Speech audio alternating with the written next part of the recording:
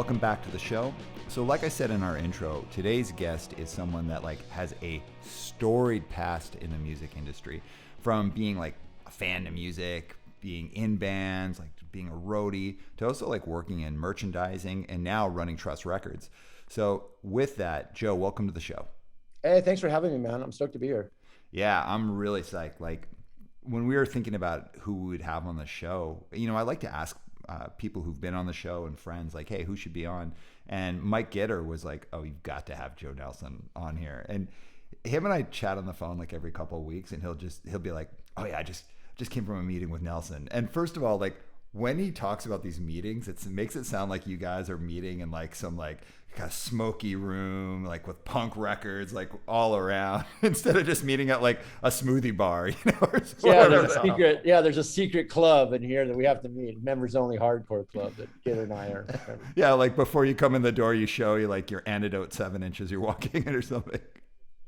That's flat. I love Mike Gitter, man. We've been friends for a long time, and he's been a proponent of this record label and a big help. That's flattering. Nice of him to say.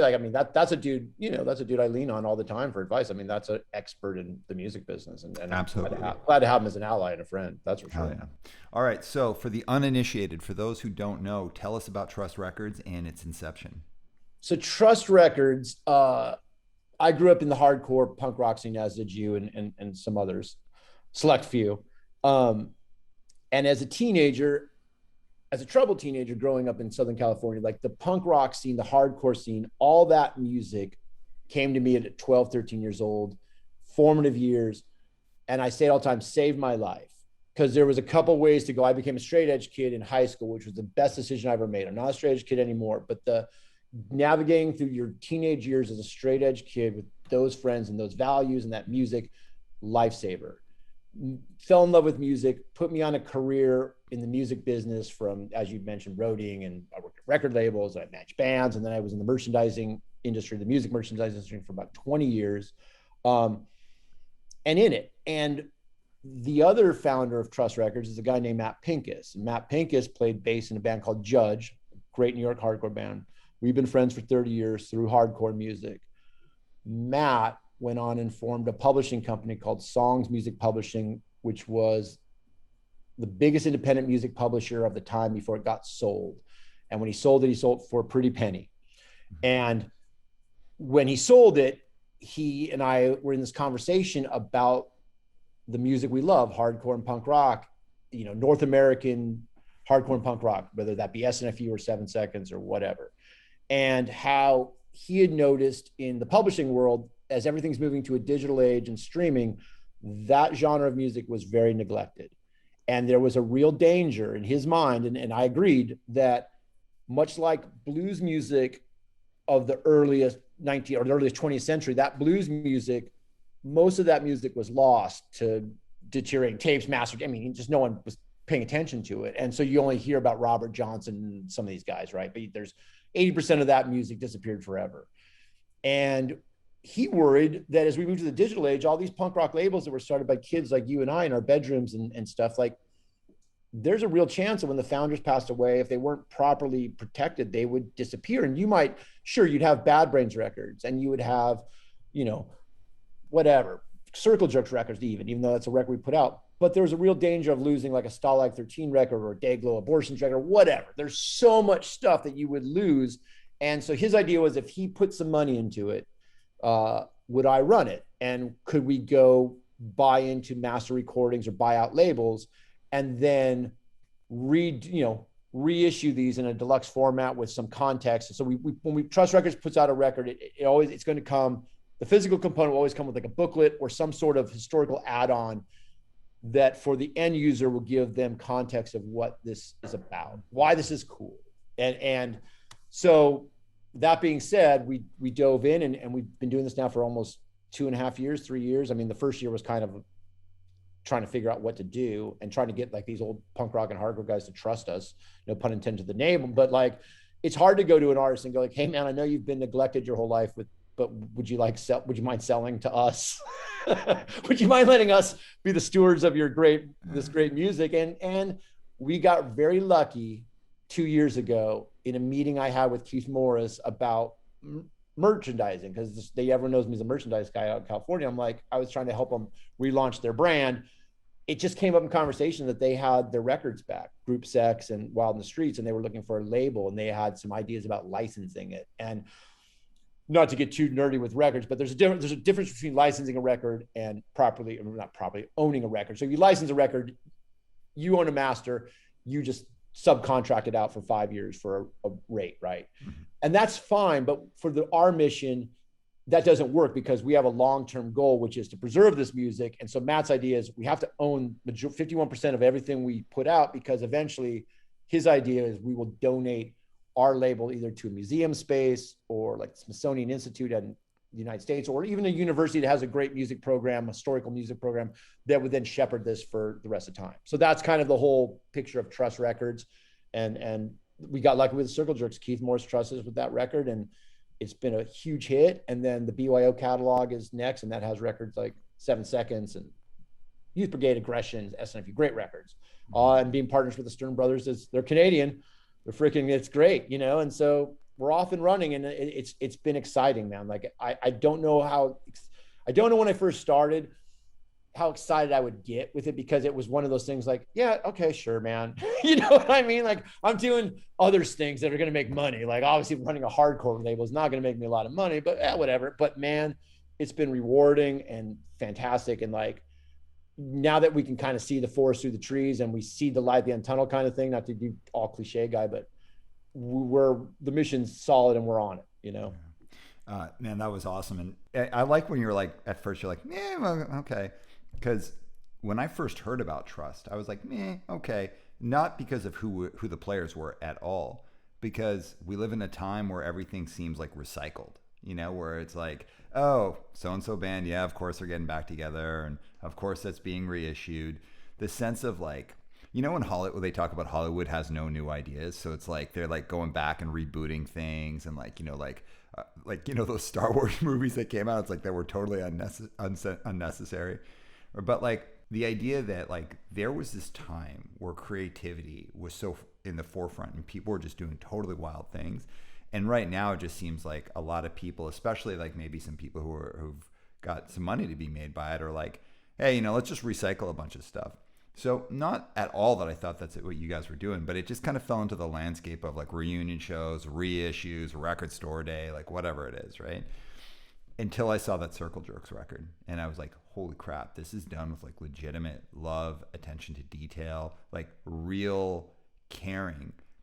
And the thing that really stood out to me is like fairness to the band. And that's actually what I want to hit on. But before we go into that, anything you want to add to what I just said there? Yeah, you're not wrong, because when Matt first approached it, so like I said, we're concerned with the digital age we are living in and moving to it, and we're worried about this analog music that we're from, the scene, not transitioning to the digital age properly. So that was the first idea. So the first idea was we were only going to do digital releases. So the idea is where you buy these masters and you start, and then we just not worry about the physical component, just do digital. Mm-hmm. And then in kicking that around and having conversations with guys like Sean and Mark Stern or Keith, like you realized, and then also getting behind the scenes and looking at the analytics of Spotify numbers and what digital sales were for some of these records, you realized there wasn't enough revenue, not to be greedy record guy, there wasn't enough revenue coming through the digital side that would justify paying Keith Morris a fair share for his art, right? Mm-hmm. So then that became the conversation. It was like, well, how do we buy into this and pay Keith Morris what it's worth, but also get some return on our investment? You know what I mean? Like, and then the idea was, as we started putting together that Circle Jerks record, was like, I mean, that's literally how fresh the idea was. We're putting it out, and then it was like, oh, we need to do this booklet. Like, in talking to distributors about it. So we are distributed by a couple distributors. No one was excited about the Circle Jerks Group Sex record. So we go to them, we're like, hey man, we got Circle Jerks Group Sex. We're doing it. we're hot. We're Trust is off and running with Circle Jerks Group Sex. And everyone's like, you know, we'll take 4,000, like talking to our partners, it was like, we'll take 4,000. So we were like, okay. And like, that was a little disheartening, but we're like, okay, well, that's fine. We can make 4,000 copies work. And then we started doing this booklet.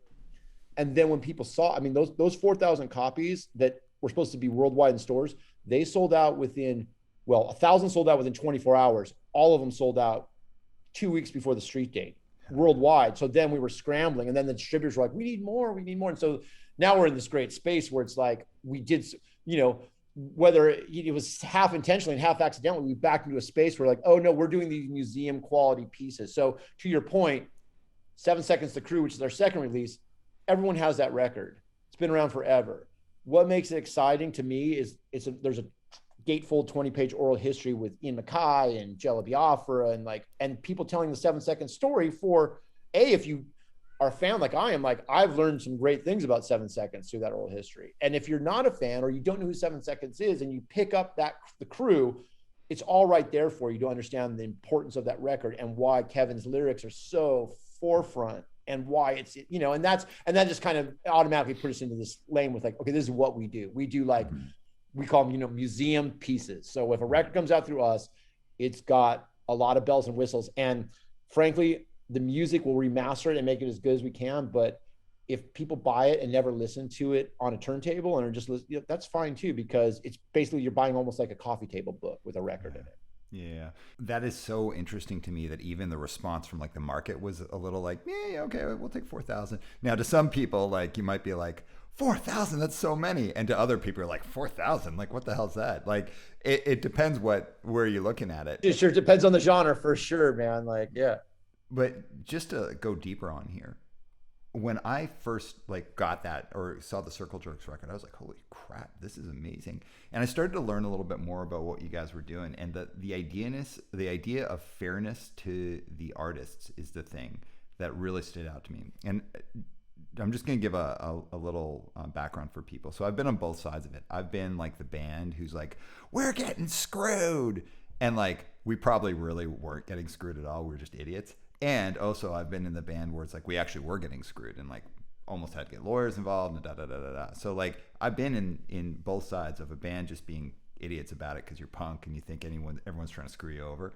And then also like, oh no, there was actually money made here and what's going on. But on the flip side, I've also run record labels and I've had situations where bands were like freaking out at me and it's like, well, actually, no, you realistically probably owe me like $5,000. Do you want to give that to me? But I've also had situations where I'm like, yeah, you know what? I didn't do right by this band. I need to like figure it out and do some stuff. So like the record label game for like independent stuff is really complex because there's like friendships involved. It's often like a handshake. Nobody knows what's going to happen to the record. So all of that to be said, when a lot of these records that went on to become unbelievable classic records were made, they were probably made on a shoestring budget. Nobody had any idea what, like the legacy they were going to have, and a lot of these musicians really haven't seen the financial benefit of all of their creativity. So what captivated me about Trust was helping these bands finally get their due from people who had owned their records for years. And that to me is totally captivating as like a punk, but also as like a business person. I mean, you hit the nail on the head. Like that's Matt Pincus, the other founder. I mean, that's the juice for him. It's like, hey man, like these guys gave to us. And in our formative years, we look at it, we look at our careers and we've had different careers, but same age basically, is that we're coming full circle. Like I look at it as like, okay, like I started out like punk rock and hardcore. These guys, Keith Morris and Kevin Seconds and Ian MacKay and Sean, all these guys got me to where I am today. They started me on a path. And now I'm in a position with the help of Matt to give back to them. And so the whole mission from the day was like, we are going to be transparent. We're going to, you know, we don't operate, we're a nonprofit label in the sense that I don't draw like a big salary from it. And Matt doesn't draw any salary. All his money goes into the label.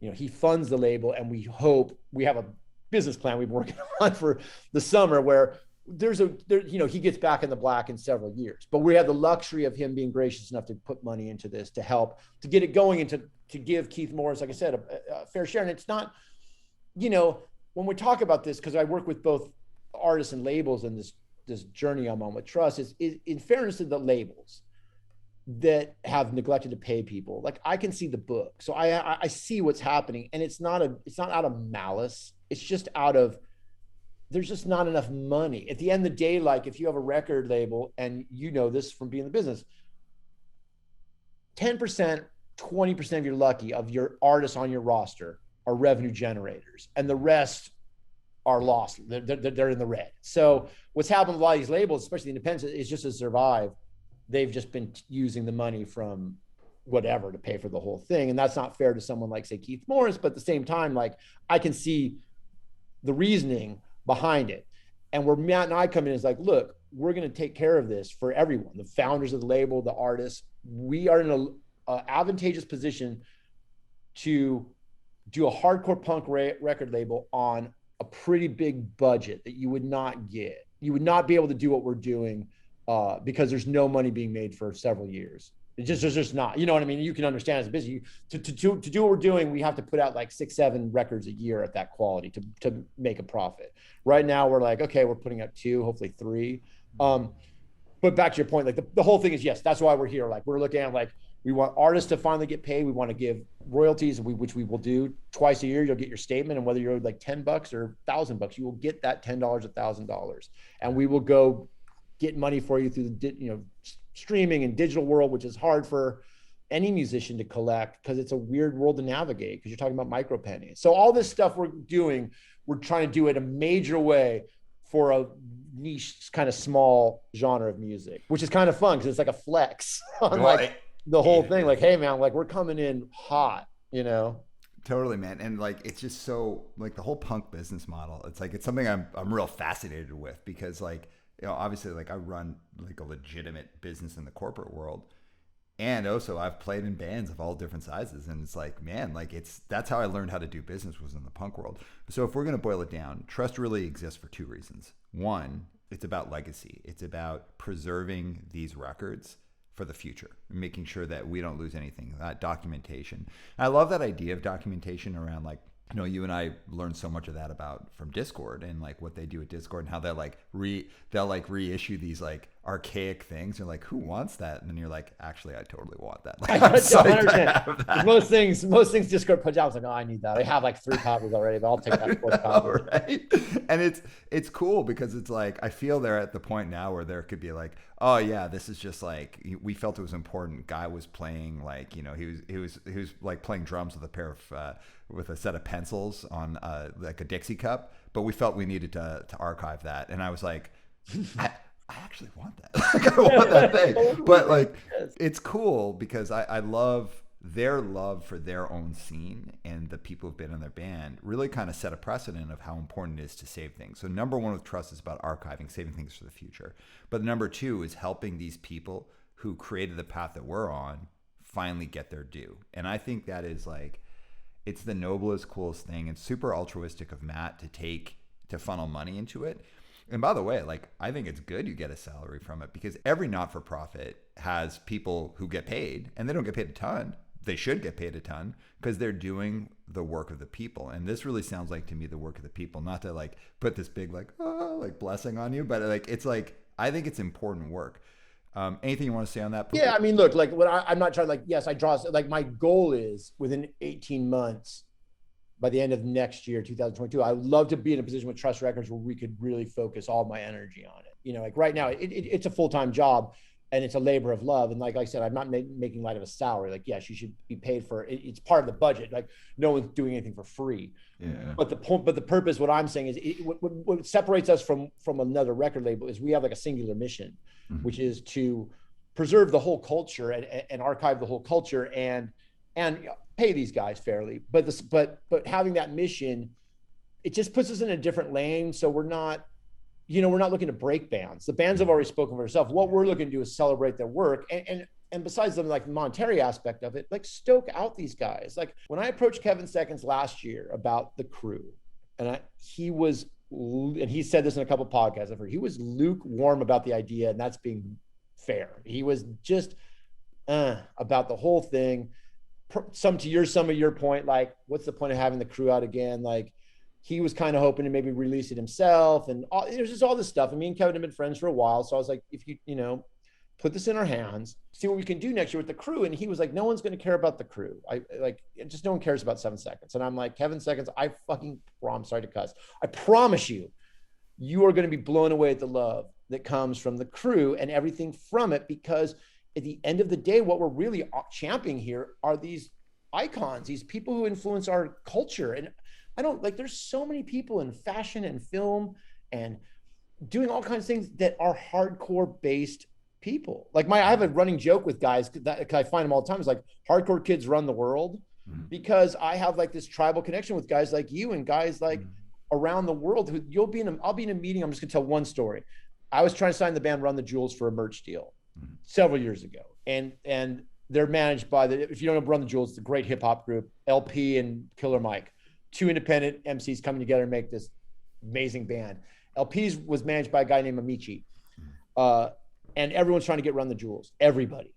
And I'm sitting in a conference room with Amici and the people from my team who don't know anything about hardcore. And we start talking about ethics and business model. And I'm very ethical. And there's a lot of that's because of your point, Discord and Ian MacKay. Like I'm raised on that. That model is the model we try to base this on as far as just being transparent and honest and good people. So I started bringing up this Discord and trying to explain to him in layman's terms. He's like, I'm from Michigan. I know Discord. He's like, oh, you ever hear of negative approach? And I'm like, what? You know what I mean? And then for 30 minutes, me and this dude are in a rabbit hole talking about how brilliant John Brannon is, the front man. We're talking about Laughing Hyenas. We're talking about Necros and Touch and Go. And no one else is talking. And we're just telling hardcore stories. And the other day, like, done. Signing Run the Jewels in that meeting. And everyone in my company was like, I don't know what you guys are talking about, but it feels like the meeting went well. And I'm like, oh, we signed them. Because we speak a language that only certain people in this world can understand. And once you speak it with somebody, you're just comfortable because you're like, okay, if you're this person, we are at least on the same page as a human. Like there's something about this music in this world that we connect on a frequency that we connect. So this is part of tribe. And that's just what I found in doing this. And that's what's so fun about doing the label is whether it's Tony Hawk or Shepard Fairey or yourself or anybody who's touched by this music, they want to help, man. Because we're not competing with anybody. Other record labels want to help because all we're doing is championing music that needs to be championed. So it's a real unique path that we're on, which I didn't even recognize until the last several months. It's like, oh, we are on this unique path that only we're doing.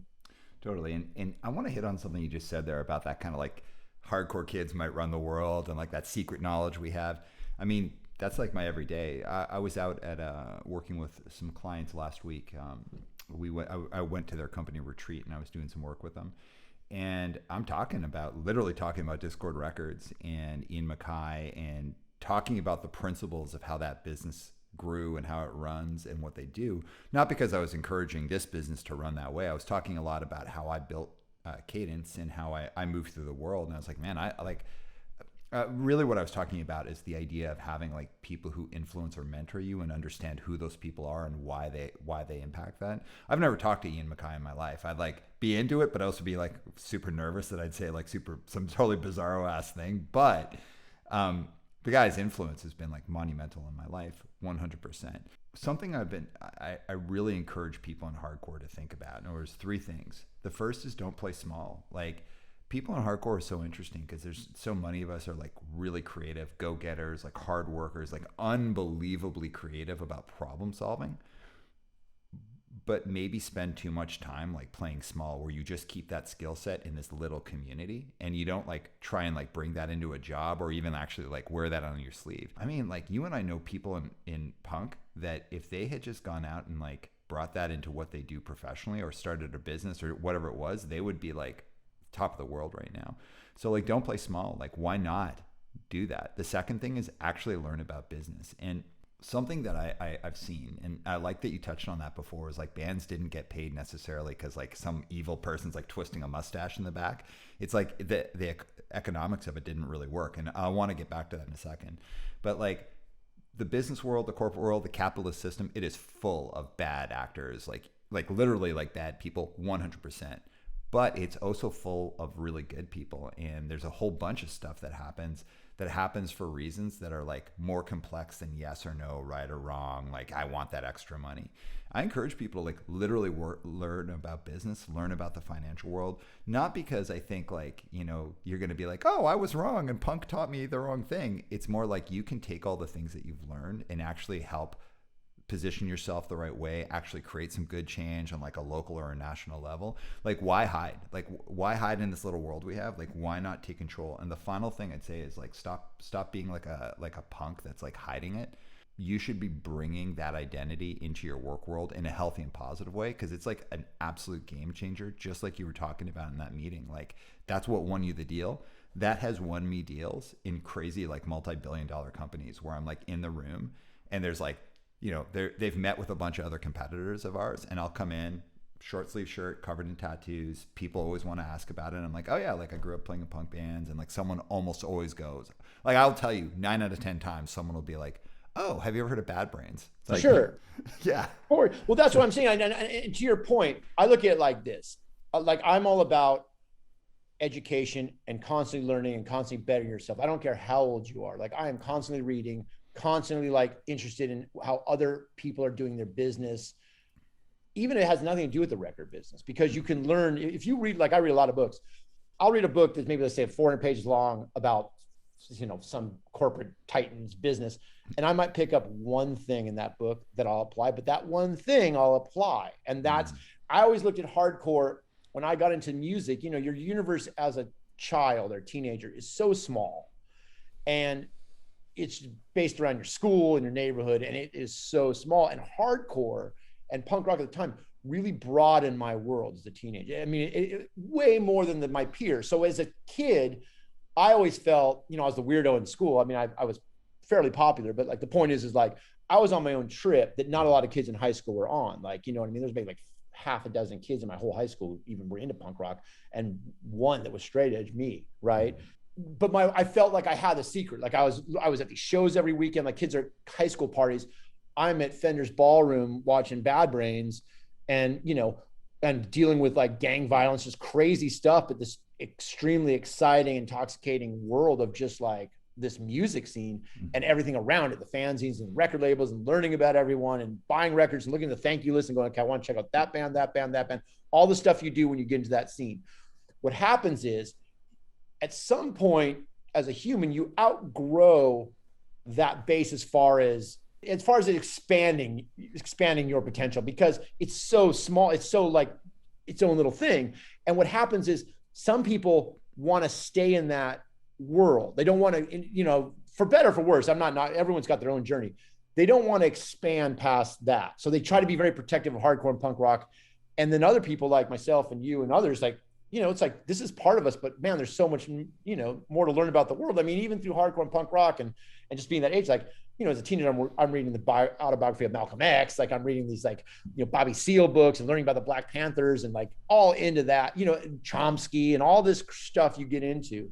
You want to take those lessons and apply it to a bigger world, because they're real lessons that are important. The DIY ethic, you know, like we talk about Ian MacKaye, that the Discord ethic in general of just being like straightforward, mean what you say, honest, like, you know, no apologies, no shame in it. You know, that's happens a lot of time when, especially when I was a kid, like punk rock and hardcore, like, you know, I'd be a little sheepish sometimes trying to explain to other kids like what it was, like, oh, you know, it's just like, I'm in this like punk rock and you wouldn't like it. Like, you know what I mean? But then you guys got like Ian MacKaye's like, you know, F you, man, like this is like, this is the shit and I'm in it. And then you're like, you know, that's like, we talk about role models and leaders. Ian MacKaye's like my first real hero of that, you know, like I had sports heroes and people that were like unattainable, but Ian MacKaye spoke to me as like a peer. And that was like, and he never let me down. He still hasn't. Mm-hmm. And so those are the kind of things I think people make a mistake as being from a music scene, a small music scene like that. Is like, you will, celebrate that music scene, like champion it and take the lessons you learn from it and apply it into your life. But don't look at it as like, well, I got the secret sauce and I don't want anyone else to have it and share it, because it's just small ball thinking, man. Totally, you know, man. Totally, 100%. All right, let's go to the crew. So actually, it's not necessarily about the crew, because it would also have to do with the circle jerks. Like when you talked about the, you know, like if you're on a record label, it's kind of like the bands that are selling well that pay for the rest of the record label. And when I ran React, like there was a point in React where we were like doing really good. I actually could have stopped what I was doing professionally and just worked at React. And I knew not to do that because of the thing that I learned from watching other record labels is like you're 3 poor performing releases away from being screwed, like from going bankrupt. And when I moved React over to Evan, like I had a huge debt, like huge. I had massive debt from that record label. And you know, it's cool. Like that's the thing that you do, right? And I always kind of feel like record labels get a little constrained because like you want to put out bands that you like and you dig, but you're like, oh shit, if I put that out, then like this record basically has to pay for that record. Where that brings us is to like Circle Jerks or 7 Seconds. I don't know if you know these numbers or if you can talk about them wherever you're comfortable with here or wherever, you know. Like let's say The Crew. Mm-hmm. For me, like arguably easily one of the most influential records of my life. How many copies did a record like that sell? So I'll just get to the math. So like we back up the Circle Jerks. We were told 4,000. Those sell out. Our next pressing, we just double that. We just go 8,000. That sells out. The next pressing is 12,000. And the reason it's 12,000 for the Circle Jerks is like right now the vinyl market is a mess. It's taking 12 to 15 months to turn a record. It's hard to get in line.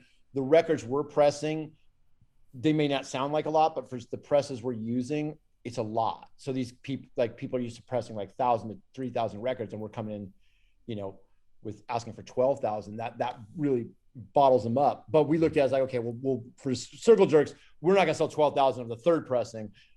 You know, it's gonna take 18 months, but we'll have those records in the warehouse. For 7 Seconds, the first pressing we did of that record was 8,000 copies, and that was just because I looked at it as like, okay, we're doing, you know. And it is like kind of just throwing stuff against the wall and seeing if it sticks. Like, okay, we'll see how 8,000 does 7 Seconds. That did fairly well. It's sold out now. But the second pressing, which is 7,000, broke up into a couple of variants. That will land at the beginning of next year, right before they tour. And that'll be, and then with Rock Together, I'll probably start with 15,000. Not that I think that they can sell 15,000 the first month, but I'm like, this is a record that's just going to sell. And I'd rather I don't want to run, you know, we don't want to get in this habit. Like right now we're kind of running out of records and then stores are dry from our records for 3-4 months. And so we're just trying to get into that groove. We're like, how many records does it take to constantly keep that pipeline going? But then to your point, not looking back in the warehouse, I'm like, holy shit, we got 20,000 like 7 Seconds records. Well, we're out of business. Sorry guys, here's your stuff back. Let's build a house out of these things. Yeah. And even like this, like they're not all going to be hits. You know, we're in this, the thing that's beautiful about punk rock and hardcore is for every 7 Seconds, you know, there's 20 other bands that are great that weren't as big, that are local, that have a cool 7-inch or a cool album or something. And so that's what we're trying to get our heads around next is as we move into this and kind of widen our aperture, like how do we honor some of these other great bands in like the trust model, but also not, you know, these records are expensive to make. So there's some bands that like, how do you get a band and honor it the same way without having, you know, if you can't make 5,000 records, if you can only make 1,000. Totally. Well, and let's go back one sec because I love that you shared those and thank you. What I'm real interested in addition to that is Circle Jerks and 7 Seconds. Those releases, do you have any idea how much they sold when they were on their old labels? Yeah, it's hard to tell. Like I want to say with Group Sex, if Group Sex had been out for 40 years and never really been out of print, it probably sold a couple 100,000 copies over those 40 years. Do you think that's it, man? Like that seems like unbelievably low to me. Well, from what I can see, it's probably not true, but from what I can understand, it sold about 250,000 copies. And to your point, maybe that's wrong because we didn't really, you know, sales say like mid 90s are harder to track than sales now because everything's obviously a digital world, so you can track a sale pretty easily. So it's hard to say, but that's what I've seen. It could be more. I mean, I know like the Minor Threat anthology CDs sold over 1 million copies. Right.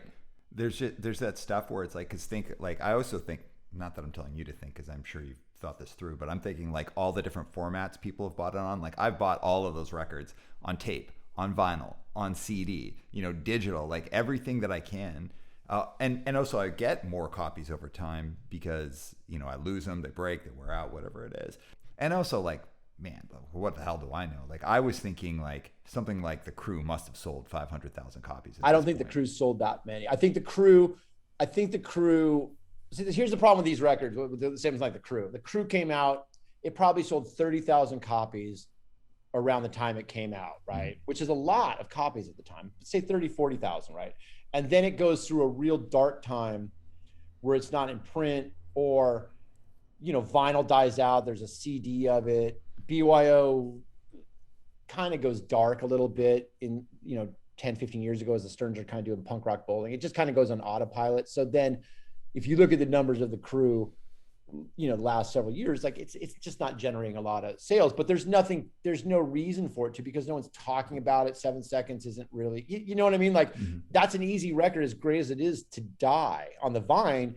And that was, like I said, when my whole pitch to Kevin is like, I know the crew because it personally speaks to me as one of the most influential records of my entire lifetime, and why Matt and I are doing this record. The song Trust, when we came up with the names for the record label, I just went down. I was like Sonic Reducer, like whatever, just punk songs, like punk names. Like Trust was one of them because it was one of my favorite songs off that record. And the, the name was kind of cool. It had different connotations because it's like trust us, but it's also like, a trust. We're putting these records into a trust. And like, you look at something like the Crew, and that's just a classic piece of art that now that's been replaced in the marketplace. I know we'll be selling thousands of copies a year, If you're a punk of a certain age and you didn't put Trust on a mixtape to someone that you were crushing on, were you ever really a punk? Like, what's that? Dude, it's out there, man. And but just think about, like, I was like 13 when the Crew came out, 14. Like, I listened to that record over and over, and Trust was one of my favorite songs because that's, as a 14-year-old, that's my love song. I used my back to school money. I was supposed to buy school supplies for to buy the Crew, and I got in so much trouble. All right, man, let's talk about the business side of it, though, because what I'm real interested in is, like, how are you, like, tracking down? I know with the Stearns it's different, and maybe even with the Circle Jerks record because they actually owned it, but the projects that you've got coming up or that you're starting to look at, how do you even, like, track down who owns what, and then how do you go about navigating getting it back? It's hard. Well, so when we first started it, I reached out to everyone, whether it be SST or Touch and Go, all the labels. Everyone was kind of like, with the exception of Sean and Mark Stern, everyone's kind of like, and I reached out to bands. And then once we put out Circle Jerks and the 7 Seconds, now people are coming to us. So now it's one of those things where, like, okay, now people want to come to us, and we have to filter it. And we also have to kind of get out of our own way because, I have a certain taste of hardcore that's my own. It's it sits in a parameter. But as Matt and I had this discussion, it's like, we also can't be too arrogant to not recognize some other bands that maybe we don't speak to us, but are important as well. So we have some bands coming out in the next couple of years that won't be like on a 7 Seconds level to some people, but they're important to others. And so that's the whole spirit of punk rock and hardcore too. But to really answer your question, it's a lot of Google, and it's a lot of, like, I know all the, I made a list right when we started Slave of 150 titles we would like. So this is our wish list, whether it be Bad Brains or Black Flag, Cro-Mags. And so we made that spreadsheet, and I found out who owns the copyrights or where they sit. And I just start picking them off. But it gets hard because you get into these situations where, some of these labels are defunct and the owners you can't find. So then you're in this situation where you want to put out a record, but to do it the way we're doing it, it has to be legal and up and up. We can't take a chance of just like, well, screw it, that label hasn't put out this record in 30 years. Like, well, I'll give you an example. Verbal Assault's a band I love. Love Verbal Assault. Know those guys well. Wanted to put out Trial, which was on a label called Giant, which is owned by Dutch East India. Could not find that owner, a guy named Barry Tenenbaum. And I've tried, and I've talked to so many people. It's always like, it's like a shadowy figure. You can't get a hold of them. So we just kind of come to the conclusion after talking to our own attorneys and stuff, like, we actually can't legally put out this kind of record because we don't own it. And to the bigger picture of our mission, we'll never be able to donate assets to a museum that we don't legally own. And it also runs the risk of someone coming out of the woodwork going, hey man, you don't own that. Here's a lawsuit. So they went and put it out by themselves. Totally fine. No one seems to care. But those are the kind of situations we run into that are hard because there's so many records, especially about on that label Giant, whether it be Dag Nasty, Field Day, or Uniform Choice Staring in the Sun. Those are records I want to put out. But we can't do it until we really legally button up. Like, I've already talked to Brian Baker in Dag Nasty about Field Day. Like, we have it on our plate, Okay. I want to hit on those two releases actually specifically, but like shout out to Atomic Action. Has done a great job, great label, great people. Like Verbal Assault, inarguably one of the absolute. It's like weird because I feel like they're kind of having like a bit of a second coming right now because like their influence is unimaginable. Like the heaviness, the groove, the power, the creativity, the musicianship. Unbelievable band. All right. Dag Nasty Field Day, Uniform Choice, Staring at the Sun. These are records that if you were to reissue them and do this deluxe thing, like that sounds like it's taking a bit of a risk. It's not a Circle Jerks, Group Sex. It's not a 7 Seconds the Crew. These are not records that many people consider iconic. Right. But there is an audience like me. I will absolutely be buying those records because they're awesome records. Oh, we sold one, guys. Write that down. I'm with you, man. I got you. Well, yes, but the point of the label is, it's not all Circle Jerk 7 Seconds. The Dag Nasty Field Day record, well, Uniform Choice speaks to me. I'm from Southern California. Like, that's a gateway band. Like, those guys lived in my neighborhood. They were one of the first bands they were a local band, right? So that Uniform Choice is so important to me and for all kinds of reasons. But Dag Nasty Field Day, I look at that record like this. It's like, if you know anything about Dag Nasty, they had their first two records, Can I Say, and We Got Denkos are classics on Discord. And then these guys swing for the fences and try to do this REM-y thing. And they write this really weird, complex, interesting record called Field Day that is a commercial flop. But I know so many people who love that record. And when I see, the founders of not the founders, but Pete Kortner and Doug Carrion, who played on that record, they have a band called Field Day that tours and they play Dag Nasty songs. When they play those Field Day songs live, they are bangers. They sound so good live. And I look at it like this. I want to tell that story, right? Of hardcore, because I understand it being from a hardcore. It goes back to my earlier point of expanding your horizons outside of hardcore and punk. Like if you're Brian Baker and you were in Minor Threat and then you're doing Dag Nasty, at some point you don't want to just write those same songs. You want to try some things. You want to, and these are guys in their 20s. That's what you always fail to understand, especially at that time. These are men in their 20s, early 20s, and we just crucify them from that scene for trying to do something different. And I look at it as like, hey man, like these are cool records. Let's come back and shine some light on them and explain why they're cool. Explain why like Staring in the Sun, which is the Uniform Choice record. I mean, it's got some suspect songs, but man, there's a song on there. There's a song on there called Cut of a Different Cause that is one of the greatest hardcore songs ever written. Smoking. Yeah. So that's the kind of thing too. And that's kind of the spirit of this label is like, it sits within the canon. How do you tell the story of this? If you're telling the story of punk rock and let's say it starts wherever it starts, Black Flag with us or Circle Jerks, whatever, it does end up in the Field Days of the world. It does. That music branches out and becomes bands like Sam I Am and Jawbox and Sensefield, all these 90s bands, Quicksand, Girls Against Boys. It's that's the lineage. And so they sit within this kind of scene and yes, telling that, but I telling the Field Day story is an exciting challenge for me because I think it's interesting if you were a fan and to look at it and go like, okay, this is what Brian Baker was thinking when he's writing these songs. Like these are where they're going. Like these guys are really trying to become a major band.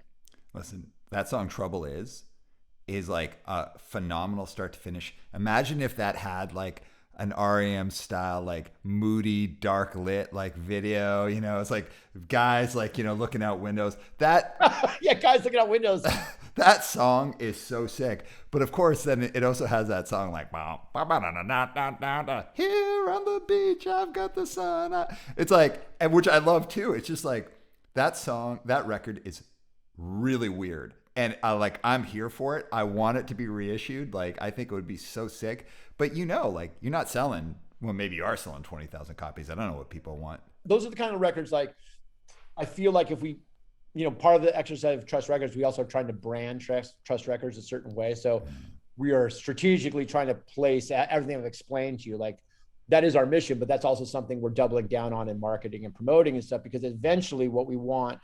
If we put the Trust Records name on something, we're hoping that will automatically get some people go, okay, I know this is going to be quality packaging and worth my time in investing. Just like you would when Discord used to put out records. It's on Discord, I'm buying it. Totally, man. Totally. Same with Revelation. Like Revelation, I'm buying. What was the next Revelation record release? I'm just buying it. And so we kind of hope to get that space. But to your point, not all of them are going to be 20,000 copies, but that's okay because the whole body of work is what we're really concerned about. We're not just doing a label for like the circle jerks, right? Right. And I like the idea of like, no matter what business you're doing, and whatever business, like even there's parts of my business, parts of my business, smaller parts of my business pay for all the other stuff, right? And like the expansion, the different things you want to do, all of that. And that's like normal business. So you're going to have the circle jerks and the 7 seconds pay for like maybe like the Dag Nasties and the uniform choices that don't sell as well. I just want to touch on a couple of things before we close off. Staring at the Sun. I actually like just straight up think that's a good record. It's not like the Dag Nasty record where I'm like, I still think that's a good record, but it's like super weird. The Uniform Choice record, it's just like, it's an awesome record. It's like tracked weird. It's got like weird mixing, you know, like the songs are in a weird order. Like that record, I think if it was just mixed and mastered differently, could be like a slamming, unbelievable record. I agree. But going back to something you said, like what happens if you can't track this dude down? Like, are those records just going to be gone forever? I mean, I think at some point we would have to make a decision of what to do. Like, you know, like right now, Matt and I are not in a position to like take those chances. We don't, we feel like you know, but there could come a point where we've talked about like, man, maybe there's a point where you just, you know, you release a record like that and you put some money into a probate. And if someone shows up, you're like, okay, man, like, you know, here's your money. Here's your blood money. Get out of here. Yeah, it's a weird situation. And like my whole thing is like, you know, I monitor Atomic and Verbal Assault because I'm like, I want to see how this plays out for them. Like, you know, at some point we'll take a risk on some records maybe that we just can't button up and try to get, you know, because you could do a deal with some of these bands where they're basically, you know, I'm speaking for them, so this is hypothetical, but I could go to a Brian Baker, Dag Nasty and say like, let's sign a contract for Field Day. You're claiming ownership of this and you're indemnifying us of any wrongdoing. So if someone comes to sue us, they're going to sue you and blah, blah, blah. And then that protects us as a label. But at the same time, it still doesn't make it a legal release until it's all buttoned up. So there's ways around it. We just haven't, you know, we're a brand new label. We'll start taking those kind of risks a couple of years down the road. But the conversations are starting now and I'm still digging for records. Like I said, like I'm trying to figure out, you know, I'll just tell the story right now. Like I reached out to SST immediately. And Greg Ginn was like, it'll take $6 million or whatever to buy this. And I was just like, great. Send us an NDA. Let me look at your books. And $6 million and we're paying you $6 million. And I never heard from him again. But the point is like, those are the labels I want. Like I want I want that SST catalog. And not because I want to take it from Greg Ginn. I just look at Black Flag as like such a fucking, and Descendants is like just keystone bands that need to be forever with us. And the Black Flag catalog, I look at it as like, man, the things we could do with that catalog, like the art and the music and just the fact that remastering those records would do wonders for their tones and their songs. That just, yeah, there's all kinds of directions we go. That's the exciting thing about doing this label is like we put our foot in the water, we put out a couple of releases, and now we're just looking at the entire world going like, okay, Matt, which way do you want to go now? Like, who are we going after next? Well, for Black Flag, I was there when him and Ron Reyes did their first, like, got back together on stage. It was in Vancouver. Greg Ginn came out. Homie had like a legitimate, like, actual bowl cut, like as if someone like put a salad bowl on his head right before. It's like, oh, I got to go out. Can you give me a haircut? It did it, and it was like so underwhelming. I was so bummed, and like it was cool that Ron got his chance because Ron Reyes, by all accounts, is quite a nice guy. But like Greg Ginn, totally wild dude. I hope that works out. Going back to Trust. So are you at the point now where you're not just trying to get individual releases? Like, are you thinking about buying like whole back catalogs, or are you still kind of sniping some? Sorry to interrupt you, but the 7 seconds comes from a deal we do with the BYO Records. So BYO Records was owned by Mark and Sean Stern. We bought into that catalog, which includes 7 Seconds, Test and a Few Brigade, all these records that are going to come out in the next couple of years. Wait, bought into it or bought it? Bought, controlling interest, because our whole thing too is when we do these deals, they're 51% ownership deals. Yeah. And the only reason they're not 50-50 deals is because our greater mission of preservation means someone needs to administratively control those things. So obviously the artists have creative control and the money's split for the most part 50-50, which is a Discord kind of model. 51-49, so not quite. But the point is someone has to have the control of it, because if we're going to move this into a museum space or whatever we're going to do with it, like we can't go around and get, hundreds of people to sign off on what we're doing. So we put that up front. Like, this is what we're doing. This is the mission. This is the goal. And sign up. But yes, to your point, like catalog, yes, buying in. I talk to labels all the time. And then those are unique situations, because I look, to my earlier point, I look at like a lot of these labels. I'm like, okay, like this whole catalog's got 10 to 20% of what we really want, but we also have to be true to the other 80% that's on it, because that's the mission, you know. So what do you do with the rest of those titles on a catalog that aren't revenue generators? But, you know, guys they'll be excited if their records come over to us, and they'll want them out, you know. So that's kind of like the conversation we're having internally now is, we're going to come to a point as we buy into some of these catalogs, including BYO, because there's some titles on there that we'll want to release, but how do you get around it where they're not even going to be 5,000 sale copies? They're going to be 1,000 at best. You know what I mean? Like, and that's the kind of what we spent all summer kind of building a forecast, a business model for, is like incorporating that into it. So we're not just, you know, throwing all our money. You know, we can't lose a lot of money, but we also can't like neglect these records. So that's the dance, right? Like how much can we, how do we balance some of these other titles so they're in the canon, but we're not taking too big of a loss on them, and being fair to those artists, you know? So that's the problem with the whole thing. I mean, not a problem, but that's the struggle we have as a record label like ours, like Trust, is like, our mission is all arms around everyone, because that's what punk rock and hardcore is about. So we don't want to be elitist right off the bat. Right? Like that's how it always works out in punk rock and hardcore. Like, you guys, you're openers. Well, not everybody's a headliner, man. Like it's just the truth. And it's not just the truth of like punk, it's like the truth of life. And I think that kind of like struggle of figuring out like how to do things, honoring that, because there's not everyone's a Walter Schreifless. It's just not. He's just that guy. But there are a lot of people who are other great songwriters, and there's some people who aren't maybe great songwriters, but they got a lot of heart. How do you like manage the whole thing in the coolest way possible while doing right by those people who are the Walter Schreifless of the world? All right. Anyways, as we're closing off, I got 3 questions for you. Sure. You ready? Yep. 2 of them are very, very difficult, and like I won't hold you to them because your answers could change at any time. They might be different 5 minutes from now, so we'll just do our best. First, what are 3 records that you think people should give a chance to, that where they probably listened to it when they were like 15 and was like, oh, this sucks, but you're like, no, you should really give that another chance? Oh man, that is a question. Well, I would say this. I would listen the record you brought up, Uniform Choice, Staring in the Sun. Mm-hmm. I would listen to, I would take a revisit that, listen to that record, knowing that you're not gonna like all the songs, but there are songs in there that are bangers. Like, I think that's a really underrated record. I would say another record that I don't think it's neglected, but people don't know about it. There's a band called Stalag 13, In Control, which is a record that I say we're 99% sure Trust is going to be releasing next year. That record is an absolute banger. And if you look at it in the context that the guys who wrote this record, In Control, it's on Spotify or streaming service, you can listen to it.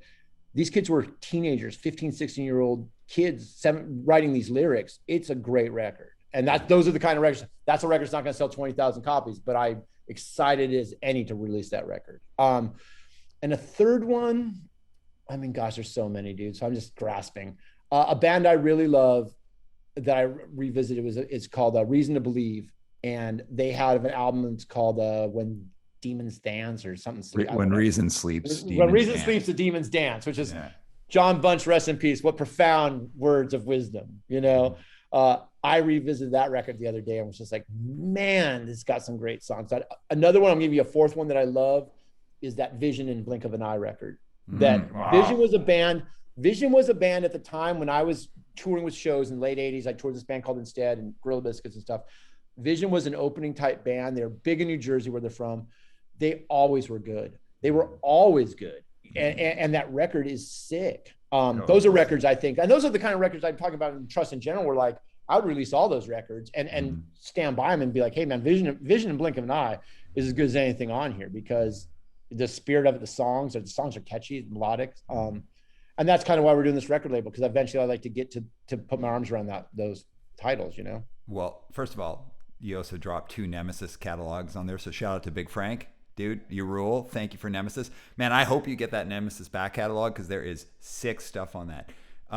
What I love about Vision is like on the Blink of the Eye lineup, their bass player, he looks like an actual gorilla. Like he's so like, it's so strong looking dude. He looks like he could bench press. He looks like he could bench press you and me and the house that we're sitting in. Like he is like an animal.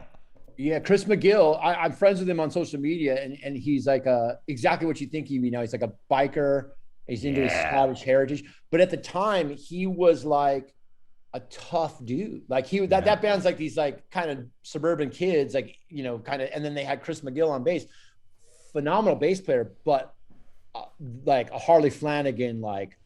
Right. But Vision didn't sound like that. They sound like Verbal Assault. They were so sick. Yeah. And a great guy, man. Like all those dudes. And Dave Franklin passed away several years ago. It was just such a. Yeah. Rest in peace. Rest in peace, Dave. What I always thought about with that dude, he'd come rolling up and you'd be like, yo, this is going to be the heaviest band I've ever heard in my life. And then they're like busting a Vision. You're like, this is incredible. But that was like, it was like almost like he came up like he was going to punch you in the face, but instead he gave you a chocolate bar. Like, you're like, this is the nicest thing. What a nice surprise. And it also goes to the bigger picture of this whole scene. There's no rhyme. I mean, there's some bands like Gorilla Biscuits Start Today. Like that's just a classic record. It should be. And those guys look like they'd be on that record. Right. Bands like Vision, you know, for whatever reason, they never got to that level, but they're still like important part of the story. In the Blink of an Eye is a perfect front to back record, absolute banger. It needs to be reissued. Okay, second question. This is a really tough one, man. You can change your mind. You can change your answer. You can throw in a third or you can throw in a fourth or a fifth one. 3 most iconic releases from hardcore from the West Coast. From the West Coast? It depends on your definition of a hardcore, but I will say one of the greatest records of any genre, of any era, is the Adolescence Blue record. The Adolescence Blue record, which has Kids of the Black Hole and Amoeba, like, I don't know if you call that hardcore, it's more punk rock. We call that hardcore. That is one of the greatest records ever released of any type of music. The other one, so it's hard to, I mean, there's so many, but like, you would have to honor Black Flag in some way. Like, I'm not a huge fan of Black Flag's albums. I saw them live several times and they could be hit or miss, but there's no denying the importance. Like the early Black Flag stuff is Jealous Again, Nervous Breakdown, the Keith Morris stuff. I mean, that's just the beginning of hardcore. It's classic, but they're not albums. So I would put Damaged in there, the first one that Rollins is on, as being a must hardcore record. And then you're kind of like, I mean, there's so many, like, it's hard to leave out the Descendants. Milo Goes to College. I mean, that's one of the greatest records of all time. But how can you then say like Dead Kennedys Fresh Fruit isn't one of the greatest records either? I mean, if you listen to that record, and I suggest anyone go revisit Dead Kennedys, East Bay Ray's guitar is wild, dude. Like, that is a crazy bunch of music. I don't even know, you would call it punk rock or hardcore, but like, it's definitely different than anything else. I call all of that hardcore. Yeah, to me, that's all. I would go Adolescence, Dead Kennedys, Black Flag, and then you got to throw in the Descendants record, you know. And if we're digging deeper, I would go into TSOL and stuff too, because I think those records are phenomenal. Yo, I love TSOL. I have been listening to Change Today so much lately. It is an incredible record. Well, I would say this about TSOL. The thing about TSOL is changing their sounds from record to record. We talked about Diagnostic Field Day. TSOL, when they did that Beneath the Shadows record, which is like their new wave keyboard record, like, they got fucking people shit on them. But the difference between them and Diagnostic is Jack Grissom. You're not going to talk shit to Jack Grissom from TSOL because you're going to get your head handed to you. He'd stab you. He would stab you. Talk shit to Brian Baker and like Pete Cortner and be like, hey man, this record sucks. You're not saying that to Jack Grissom. Like, he looks like the guy he'd come up and give you a flower, but instead he'd, like, you know, push you off a cliff. He's all-time greatest character from the West Coast. I'm so into it. Okay, last question. Yeah. Here we are. We're talking about, like, this is a business podcast. And right, we're talking about hardcore records. Well, no, but that plays into it. And like, the last question I want to ask you is, like, people come to this podcast from all sorts of different backgrounds. I've got people from the straight up corporate world who come to it. I've got people from the punk scene, hardcore scene. We've got artists. We've got people who are from the political scene. Like, people from all walks of life come to the podcast, but they all come for one reason, and it's to hear about leadership. And overall, what you and I are really talking about today is, like, yeah, we're talking about Trust Records. We're talking about you. We're talking about punk, but we're talking about leadership. So if you think about leadership, how does that play out in how you live your life and how you're doing Trust Records? I will say this, keeping it within the kind of framework we've been talking about. We talked about this hardcore scene we're from and this DIY work ethic. And the way I've always looked at it, how that applies to leadership or applies to whether you come from the corporate world or wherever, is the lessons you learned in there about just doing it yourself, like, not relying on getting a job at a record label, starting a record label, not relying on like the traditional path we take, especially in America, where it's just like, hey, we're going, you're going to college, you're going to go to a job fair and get a job, and you're getting in the corporate world and whatever. And that's all fine. But the leadership, the lessons you can take from hardcore and punk rock into that is like, carve your own space and don't be afraid to take chances. Don't, leadership to me is like people who are, trailblazers and leading the charge, like taking chances on things. Those lessons you learn in that music scene, and also the ethics of it. Like I believe in like a good leader is someone who's, doesn't have to be entirely transparent, but you're transparent, you're idealistic, you have a mission, and you can communicate that mission to whomever you're trying to get to follow you, whatever you're trying to do, like whatever the task is at hand. Like, when you look at punk rock and hardcore, like all these guys, man, they're all leaders. Like all these frontmen of these bands, whether it be Henry Rollins or Ian MacKaye or Jello Biafra, all leaders, all people that I followed and mentored me, and it mentored me from afar through their lyrics and in their recorded works. But those lessons of just self-reliance, perseverance, not understanding that there's highs and lows in life, and that a good leader navigates as pretty even keel through all of it, because it's just as important to be a good leader when you're winning as it is when you're losing, right? Like you can really miss the mark as a winner when your company's up and just to be sidebar, I've been really fascinated with WeWorks, right? And read that book, couple books on WeWork and stuff. And I look at that and I think about like how crazy it is that the leader of WeWorks, Adam, whatever his name is, like was so self-consumed and arrogant. And so that you just let all these people off the cliff. You know what I mean? Like it became a cult of personality. And that's the real dangership in leadership too, that I would say is like, you never want to get into the cult personality thing. You want to be a leader, that you want to be a team builder. Real leaders are team builders. That's the great thing about hardcore and punk rock. No one can do it by themselves. There's even no real separation between the fans and the bands. You're all in it together, and you're all on a kind of a singular mission. And that's where Trust Records comes in. That's why it's really easy. Like when I was kind of talking to Spencer, your guy, about this podcast, he mentioned like that we have like a North Star we're chasing. And I told him right away, I go, Spencer, I'm taking that North Star metaphor and I'm using it forever with Trust Records. We have a North Star we're chasing, and that makes it easier as a leader when you have a direction you can follow. It's real hard to be like a leader. There's different types of leadership. There's linear and abstract, right? And they both serve a purpose. It's easier for me in Trust Records to be a leader in a linear sense, where I have a singular mission and I'm just trying to get me and Matt and I are just trying to keep people on board to follow it. It all comes back to the punk rock and hardcore ethos, man. Like that's the spirit of those same guys. Like we're putting out a record on our own. We're putting out now records on our own. You know what I mean? I don't know if that makes your point, but that's the way I look at it.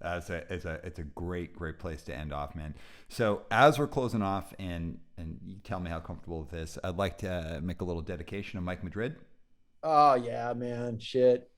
Michael Madrid. I'm just going to say a couple things about that guy really quick, if I may. Please. I met Mike Madrid when I was in junior high in Huntington Beach. Mike Madrid was a wild man in junior high, and I've known him my whole life. And that guy, he passed away. We're dedicating this show to him because he did pass away several weeks ago. A guy that is a unique spirit, for better for worse, and his life is definitely off the beaten path. He lived his life by his own rules, man. That's a guy who the saying like doesn't give an F. That's how that guy lived his life. He did not give an F what people thought. He just charged through it. And man, I'm better off for knowing him, as are a lot of guys, because he's just one of the all-time characters, Great way to end the show, man. Much love to Mike Madrid. Much love to Mike Madrid. If you haven't, please check out the Against the Wall EP, which I think is hands down one of the unknown gems of not just West Coast hardcore, just hardcore in general. So with that, hey man, Joe, thank you so much. This was a great conversation, and everybody, I will see you in the outro. Spencer, Drop the beat.